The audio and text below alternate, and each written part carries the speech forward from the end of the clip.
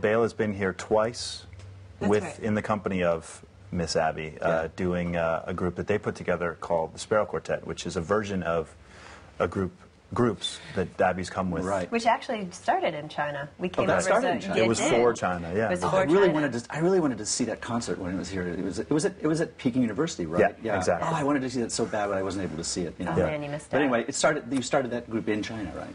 Yeah, well, this is how it's sort of, a lot of things have started for me, is that I come over to China to play, and then I just sort of ask people if they want to come with me. And the first time around, it was 2004, right? It was 2004. 2004, and I asked a friend who was a fiddler. I figured out that I could probably make enough money to cover his plane ticket. So he came over with me, and as soon as I started telling friends about it, they were like, "Oh, come, I'll pay for the whole thing." So I ended up having a quartet that time that was pretty bluegrass and old-timey oriented. And then 2005, by that time I knew Bela, and I'd been playing with the cellist for a while. So.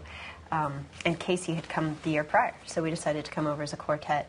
Casey Dreesen, Ben Soley, Bela Fleck, and myself. And it was an odd, unconventional combination of instruments. I mean, you've got the cello, fiddle, and two banjos. Two different types of banjo styles, which is rarely heard in modern acoustic music. So Yeah, and even dueling banjos was actually one guitar and a banjo, so that's really interesting.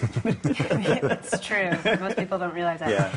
But so we were trying to figure out. Well, it's China. It's kind of low profile. Honestly, Yeah. it was sort of like it's not going to like affect our careers in America too much if we go over there and just try this out and have fun seemingly, together. Yeah, right. I mean, Exactly. it's a little bit. That's true, but it does actually end up having a big impact, which we can come back to later. Yeah.